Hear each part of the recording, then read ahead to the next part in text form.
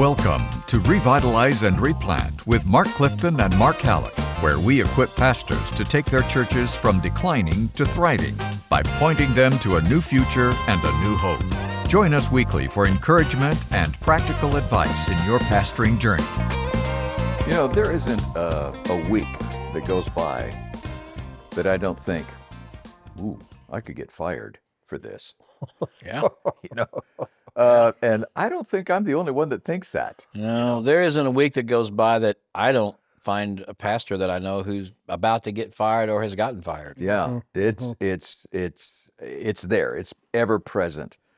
Today here on Revitalize and Replant with Mark Clifton sitting there and Mark Hallock sitting there. I'm Dan Hurst. There's Kyle Bierman running the show.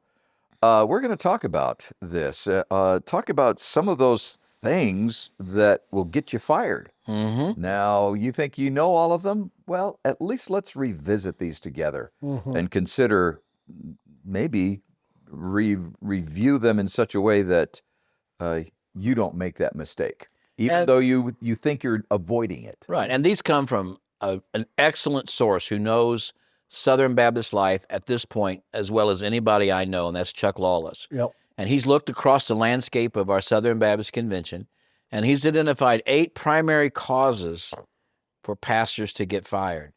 Guys, stay away from these things. I'm telling you, they'll ruin your ministry and they'll get you fired. Yep. It's interesting when I went to First Baptist Independence. The first week I was there, one of the deacons said, well, how soon are we going to make some changes? And I said, well, first of all, I don't make the changes. God makes the changes, and nothing happens until you change. Right. It's not my job to change you. Yeah. And he said, well, how long do you think that'll be? Yeah. Well, that's number one, isn't it? That is number one. Number one is leading too quickly into change. Yeah. And he says this, it wasn't that change wasn't needed, it was that leaders pushed change so hard and so quickly that the church wasn't ready to move in that direction. And the problem with that one is it creates a martyr complex that I was doing the right thing and I got fired for doing the right thing. Yep. Well, you can do the right thing in the wrong time. Yeah, all right? And that's what you did. Yep. You did the right thing perhaps Yep. in the wrong time. That's right. That wasn't the right time to do it. And you have to own that. Yeah. And you've got to be aware of that. And dude, it happens so often. Guys go in and, a couple of years ago, I had a young man call me and he was about to get fired. It was going to happen. And he was very defensive about it. He began to tell me about all the problems this church had, how deeply in trouble the church was, how they wanted him to come and fix it. And so he'd done all this, and now he was getting ready to get fired. And I said, well, what was the catalyst? He said, well, we decided it was time to update the membership records. And we had like 500 and some members, but only like 80 or 90 on Sunday morning. So really just wanted to dig in and find out who was a member, who was not a member. And I said, oh, how long have you been there? He said 6 months. I said, well, no wonder they're firing you. Wow. You can't come in 6 months and clean up membership records. Some of those people have been members for 50 years. Maybe they don't come anymore. Yeah. You can't just do that in 6 months. Yeah, that's right. I That's right. didn't really say that to him in that way because he was hurting. Yeah. But he got fired. Yep. Did that need to happen? Did he need to change and look at the membership record? Sure. Did he need to do it in the first 6 months? Absolutely not. A good call. Absolutely not. We talked in a previous podcast about the non-essentials. Yep. And sometimes the non-essentials are essential, but not essential That's like right. immediately. Tactical patience. Yep. Just because I don't change it doesn't mean I agree with it. Yep. And doesn't mean it's not going to change. It just means this is not the time to make the Not change. the time to do it. All right. It's not the Good time one. to do it. Well, Okay, number 2. You ready for number 2? I am. Here we go.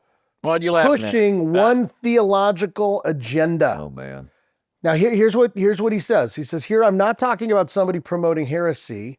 In these cases, it's been leaders who think their particular ism is the only correct one within the realm of evangelicalism, and they crusade for it. So in other words, the way I would say it is, it's taking secondary or third tier doctrines. It'd be tertiary. Yeah, that tertiary. I like that's that right. word. That's a good I word. try to use it every day. That's a good word. Pretty hard word to use every day. By the way.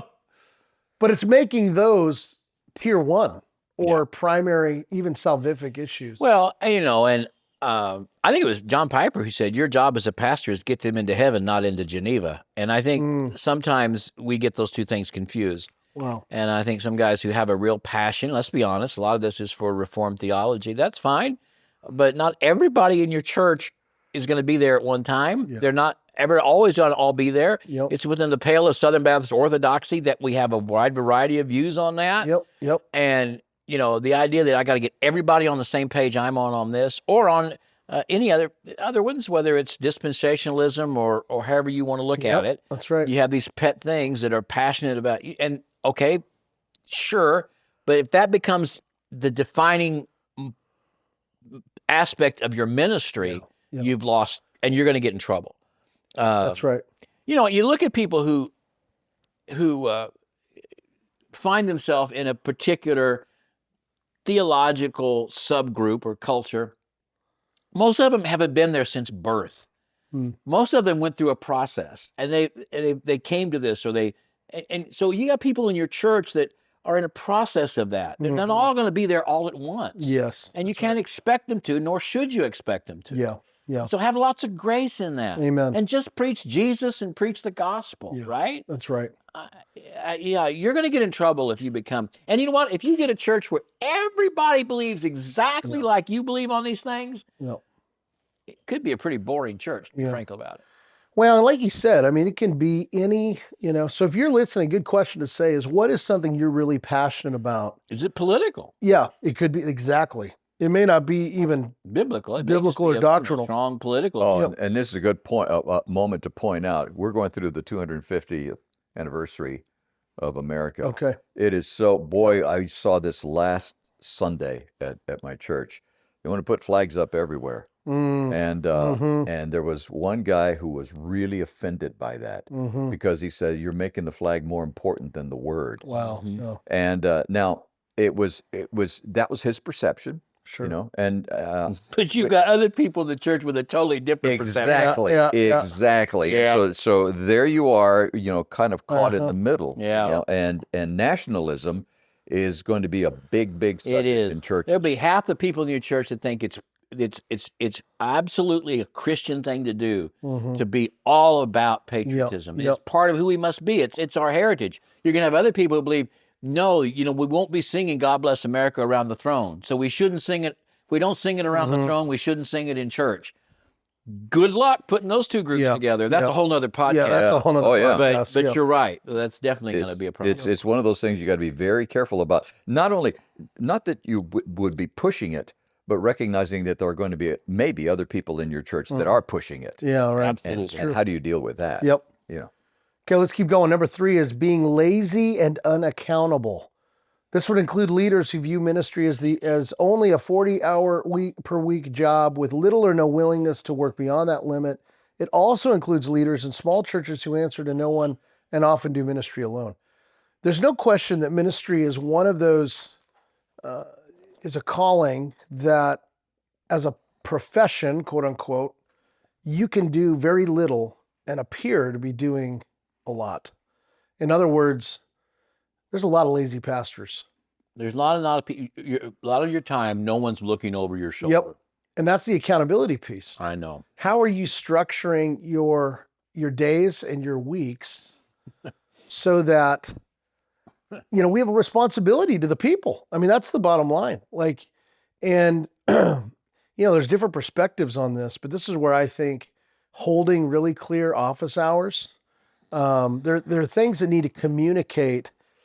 Piper wrote a book, Brothers, We're Not Professionals. And I agree with that. But when you're being employed by the church, you have a responsibility to be a good steward of the money, the time, the investment they are making in you to shepherd them, right? We often talk about pastors who work too hard. Yeah. You don't take enough time for rest. You don't take enough time for sabbatical. You don't spend enough time with your family. But let's be frank about it. There are a lot of pastors who don't work. I'm going to get in trouble. But I know it's true. I see it. No, it's true. Who don't work hard enough. Dude, listen, our generation, my generation, and I think younger, the tendency is not to overwork. It is to underwork. I mean, I mean, spending hours a week in the coffee shop yeah, on your laptop working on your sermon, watching videos. that's not the hardest work in the world. Oh, I mean, you're not knocking on doors, spending time in people's homes, counseling people, volunteering in your community to get to know the needs of your community. It's one thing to say, man, I've worked all day, but I basically sat in the coffee shop and looked at Logos software. Yeah. I mean, that's part of your job. Yeah. But man, there's a lot more to it than that. Right, and right. and sometimes you're not even looking at Logos software. You're just scrolling through videos. Seeing videos. Yeah. I know. That's you true. and I talk about this work ethic. If you're gonna lead church revitalization, there's just no way around it, guys. Like, you gotta work hard. Very hard. You gotta work really, really hard. And I don't mean to say, well, you know what I did, but you know what I did when I was at Warnell, dude. If it was 60, 70 hours a week, easy. Yeah. Easy. It was. Yep. And I'm not bragging. I'm not telling you should always do that. It's not good for but there are times you're going to have to do that. Yeah, that's there right. There are times you're going to have to work morning, evening, and night. Yep, that's true. There are times I got to go pick up all the food for the football team, and I've got to deliver it, and I've got to be there. I got to take some of the football players home afterward. Yep. I mean, and I've got a funeral the next day. I got a funeral the next day. And then, I mean, absolutely. It's just, you've got to work hard.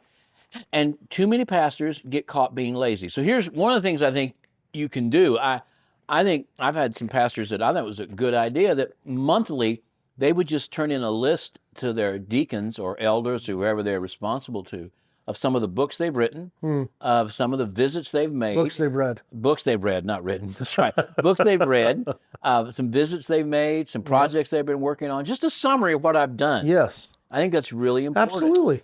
When I was a young buck getting started in the ministry, and I was under the tutorship of Lou Miller, who was probably the greatest Bible teacher that I've ever known in my life, and he was a brilliant pastor, and in all of the years that I served with him, we never had a staff meeting, because he said every day is a staff meeting. He said one of the first things when I started with him, he gave me just a whole sheet of forms, and he said, this is a weekly summary of your work. Ooh, that's good. Fill that out every week, what you're doing every day. Really? Every day, fill it out. And he says, and then just turn it into me at the end of the week. I went, okay, what, boy, that was, it was like intimidating, but I'd fill it out, turn it into him. And after a few months and everything, I said, you never give me any feedback on this. He said, I don't look at them.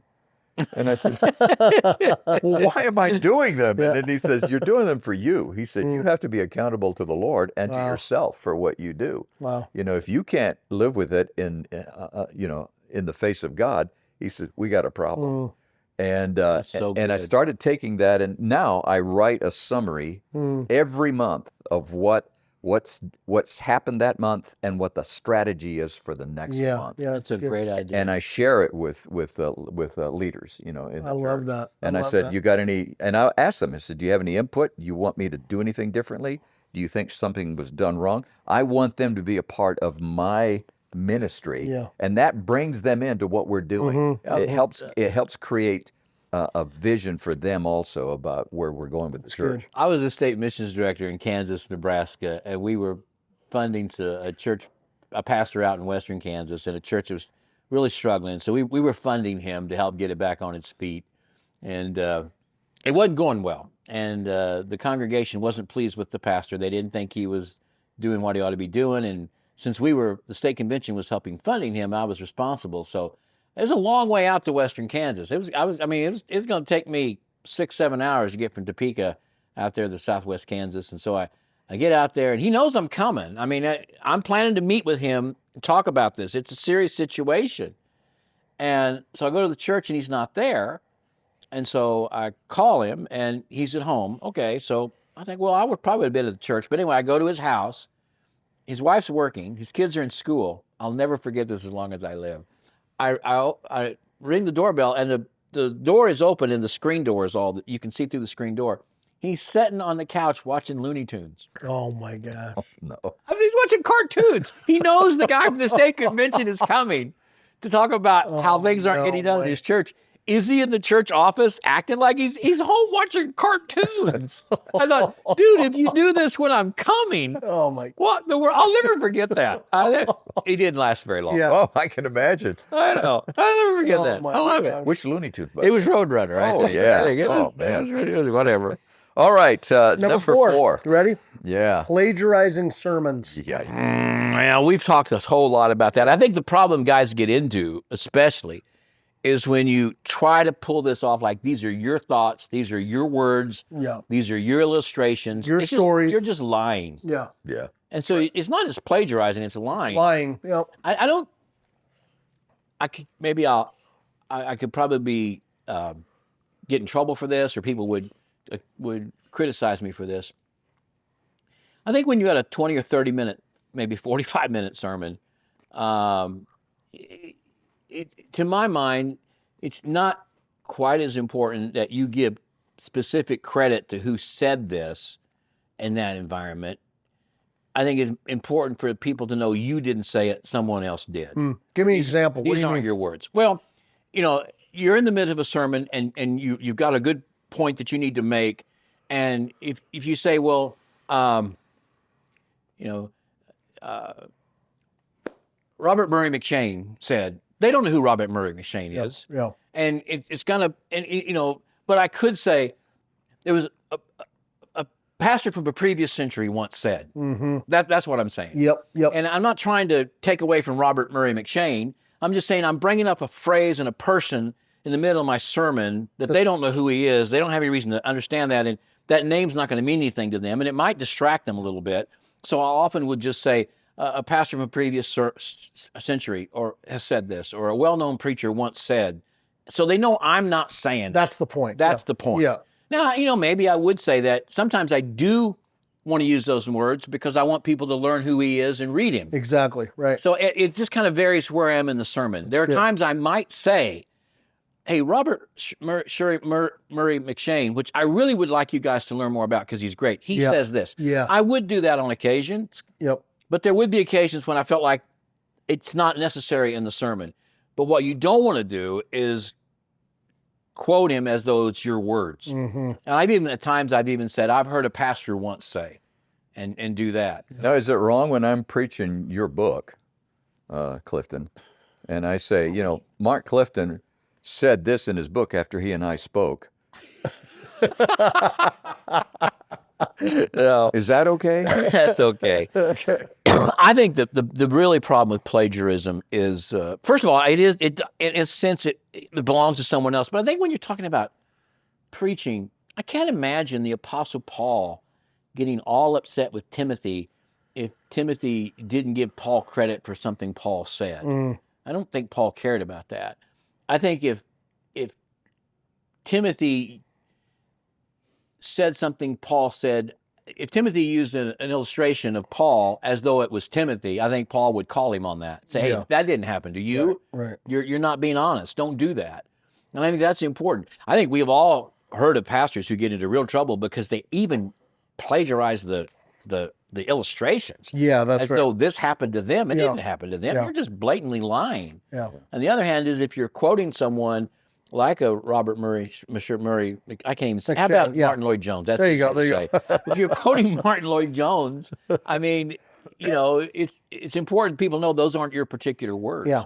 And if you watch my sermons, I'll often say, Spurgeon said it better than I can, or as Spurgeon said. Yeah. And I'll do that a lot. Well, and there's times where if you're a reader, and we all love to read, a lot of different guys, and we listen to sermons. There's just times where your own thinking is shaped so much by these guys. That's right. That I'm like, I'm not even thinking about, I'm not stealing it. It's who I've become. Yeah. This sounds a lot like, you know what I mean? And that's not what we're talking about. What we're talking about is just blatantly stealing stories, laziness, sermons, laziness. Yeah, it's laziness. That's preaching right. someone else's message. That's right. That's right. Not because you're being lazy. It's just easier to do. Dude, I served under a pastor once. One of my early years as a youth pastor, and I'll never forget it, man. Now he didn't say this, but you could buy at that time. This was kind of the church growth movement where you could buy the sermons. Oh yeah, we did that. And Written his out. guy was John Maxwell, because John Maxwell was not a leadership guy, but he was a Wesleyan pastor for a lot of years. And this guy would literally just print off a Maxwell sermon every week. Wow. And at first I'm like, you're listening to the sermon, I'm going, dude, this doesn't sound like this guy at all. And I've started noticing every Thursday afternoon, he'd print it off and he would preach that sermon. Wow. Now, within 6 months, it came out that he had an affair with the children's ministry director at our church. And so the character lacked, but I just thought that was the first time I'd ever seen that. I mean, I was like 22 and I'm going, do pastors really do this? Yeah. And sadly, I've come to see that there are those who do. And so guys, this is an integrity issue. It is. Yep. And if it is an integrity issue no matter what the size of your church is. Yep. If you think you're getting away with it because you're in a church of, 15, 20 people, you're not. The Lord knows. That's right. The Lord knows. And Just say, hey, Martin Lloyd-Jones once said, or a pastor from a previous century once said, but just make sure they know that this is coming from someone other than you. It doesn't devalue the importance of it. When I was a younger child, my dad, we would go to the Southern Baptist conventions and state conventions. And back then, Mark, they didn't have recordings. They would just literally, you could purchase the sermons printed out. Yeah. And pastors would line up at the evangelism conference to purchase the sermons. Yeah. And they were buying them. And my dad would take them home. And because the church had prayed our way to the Southern Baptist Convention, my dad would literally, in his own words, but he would often say, he would stand up on Sunday night and he would say, hey, at the evangelism conference, W.A. Criswell preached this text, and I want to share this with you. Yeah. Basically, he would sort of repeat. Use the outline. Outline, and he said, they weren't there at the evangelism conference. My dad was, and he would, and that's okay. Yeah. And W.A. Criswell would have loved that, and that's what they did. That's not plagiarism. Yeah. It's okay to share Criswell's sermon that he preached someplace else that say, I want to share this with you because it meant a lot to me. But if my dad had gotten up there and preached it as though it was all his, that's right, exactly. Then it's not so much disrespectful to Criswell, which it would have been, but it's just lying. It's just lying. And that's the real That's problem. what we're talking about. Yeah, exactly. Number 5. Boy, this is a big one. Creating conflict with other staff members. So some leaders are great at things like casting vision, but not so great at leading a staff.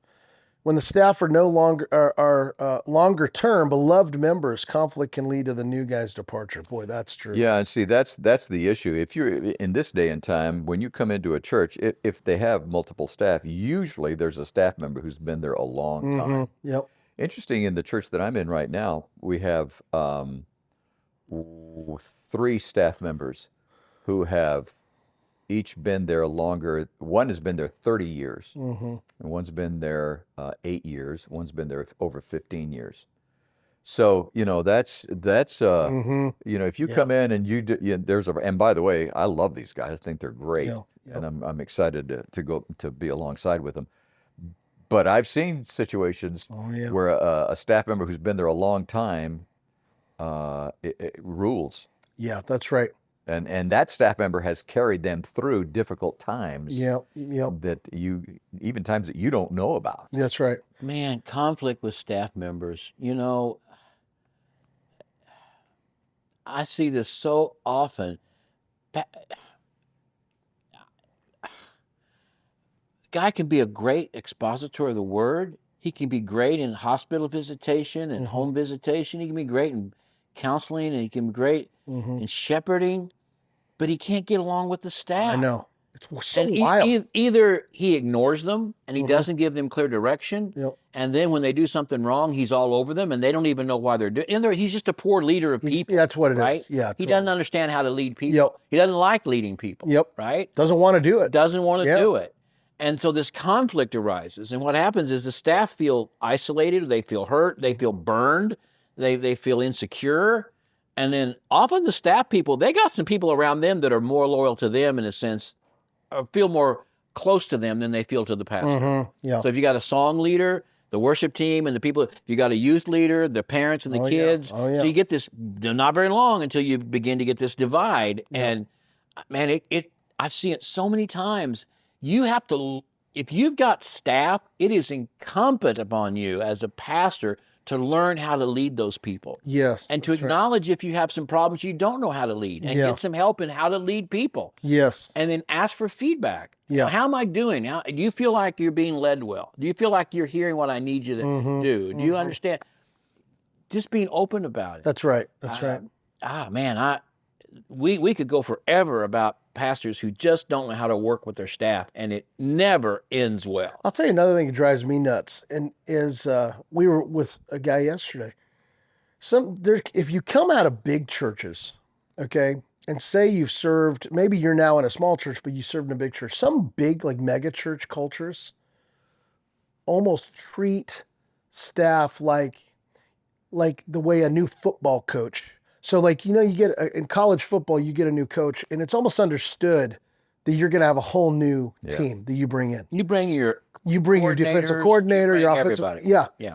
And it drives me nuts that churches act the same way. Like, it's okay. Like, well, I'm the new pastor, so I'm going to clean house. Yeah. I'm going to bring my own guys. Are you kidding me? This is the church's guys, man. Yeah. This is the team. Who do you think you are? Right. And you've met some, I'm just being honest. It's like, to me, that is really bad ecclesiology. That's a really bad understanding of the local church. I agree. It's really unwise leadership, and it hurts people deeply. Right. And so, it's one thing if you've got a person on staff who's very difficult and needs to be removed. who's immoral or stealing. Yeah. That's a different deal. But you're called to be the pastor of the church, including the staff. Including the staff. They are your ministry. That's exactly right. They're not your employees. Totally, man. In fact, I don't even like I don't like it when pastors use the personal pronoun to talk about staff.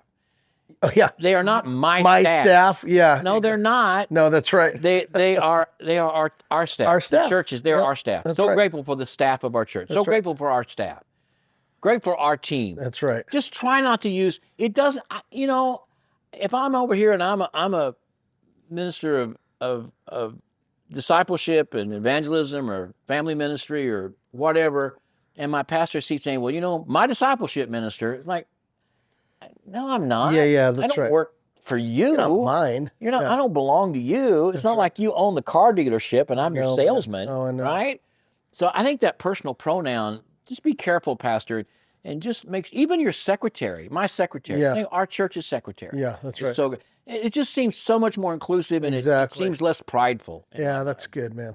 Now, I do like to say my team at the North American Mission Board. My team. I say that. I do try not to even say that. I try to say our team. Our team. Yeah. Yep. It's not my team, for goodness sake. Yeah. Here's one that we've all discussed ad nauseum, but it's such a critical issue, and that's falling morally. Yeah. Well, sure. And we've often talked about falling morally. We all know how prevalent that is and how absolutely devastating that is. A couple of things. I think oftentimes it starts with depression and discouragement. I really do. I think pastors who are in a depressed state are more likely, more susceptible to that kind of thing. They're looking for an escape. They're looking for some relief from the depression and the discouragement that they have. And Satan will always provide that. Yep. You want a relief? He'll give you a relief. He'll make it very visible, very easy, very quick, very simple. You want some ease from this pain? Here, take this. It's right here. So I think you got to be careful about that. There's a point, though, where we talk about morally, we immediately start thinking sexually morally. Yeah.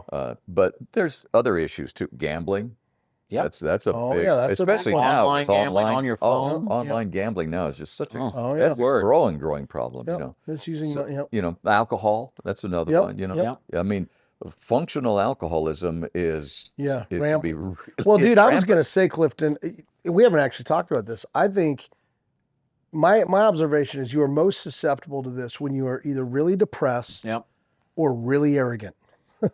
That's true. Because the arrogance is the other Arrogance, too. spectrum. When you think you subtly think you're untouchable, and all of a sudden, like, you're above this. Do you know what I mean? That's what I see. You see a lot of these big name pastors who fall. I would agree with that. It's like you start thinking you're untouchable. So it's both and that's where you've got to look at your heart and go, where am I? Am I like the gambling part, man? That back in the day, if you were going to gamble and you had to only go to Reno or Vegas, and you had to walk through a big casino, the pastor might not do it. Yeah. But now when you're watching all these ads about sports betting and sports gambling on TV, and you get on your phone and It's in your pocket, man. Hey, listen, your when pocket. when you hear guys, and at church, I've heard guys at church. Yeah, oh talking yeah. about what's the over/under on that? Oh, whoa, Yeah. wait a I minute. know, I know. I don't even know what that term means, to be honest with you. Yeah, I know yeah. it has to do with Yeah, gambling. yeah, yeah. But when I hear them talking about it, I'm thinking, well, okay, we got an issue here. That, Well, dude, it's so addictive. yeah, I mean, that's the thing. I mean, the most recent stat, I don't know if you guys have seen this, but 60% of young men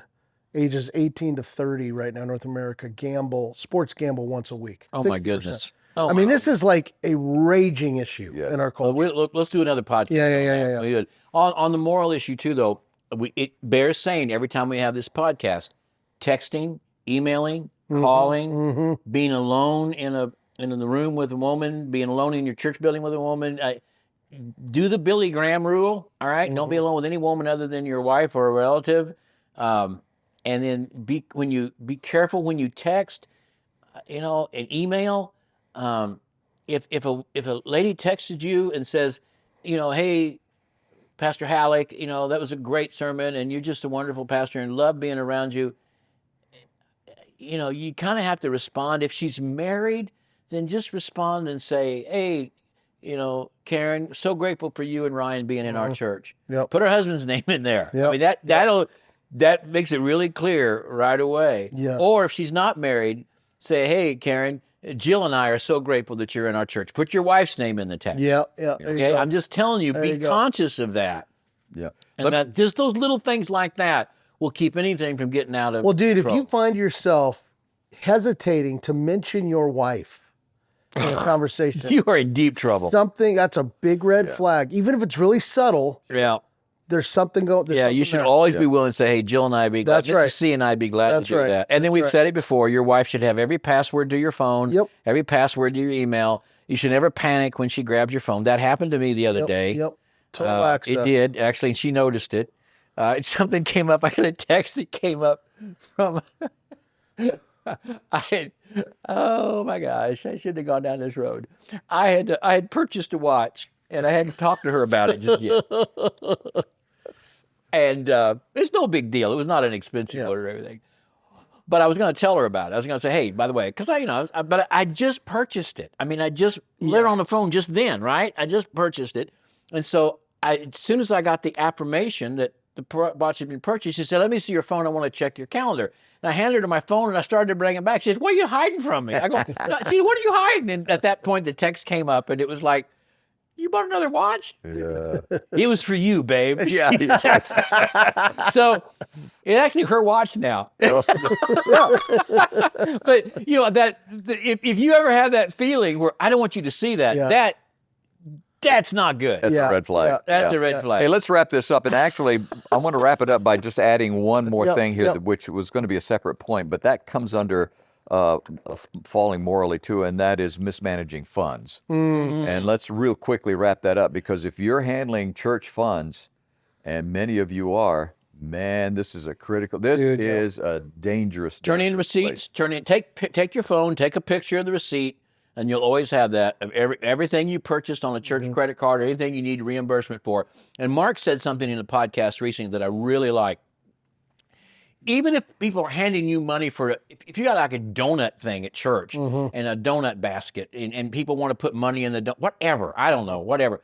Don't you ever pick up the money as the pastor. Let a deacon, let somebody else do it. And if somebody gives you money out the street, we've talked about this, they give you $50 or $20 and say, hey, pastor, use this however you want, or give this to Lottie Moon. Again, take a picture of it and send it to your leaders. The deacon or your treasurer and say, hey, Carl just gave me this $20 for Lottie Moon. I'll bring it to church next Sunday. Right there. Be very much aware of doing that kind of stuff. Totally. All it takes is one time. Yes. To create a sense of doubt that can just spread like wildfire. All right. All right, let's wrap this up and say thank you so much. We hope these points have been kind of helpful in focusing you on how to be clearer in the way that you pastor and the way that you minister in your church situation. And again, thanks to the Cliftons, especially Mrs. C, for allowing us to be in the basement of the Clifton's home. Well, it's a crawl space, but we work okay. No, it is a nice baby. We've taken over her kind of area down here a little bit. It's our area. I have a little den upstairs, but it wouldn't be big enough. We couldn't all fit in there. We couldn't all fit. And it's full of watches that we can't see. Look, one of them belongs to her now. Oh, yes. That's right. See y'all later. Thanks for joining us today on Revitalize and Replant with Mark Clifton and Mark Hallock. This podcast is brought to you by the North American Mission Board, where we help dying or struggling churches regain health for the glory of God and the good of their communities. If you found this podcast helpful, don't forget to subscribe on your favorite podcast platform. To learn more about becoming a replant pastor or to explore revitalization resources for your church, subscribe to our monthly newsletter at churchreplanters.com.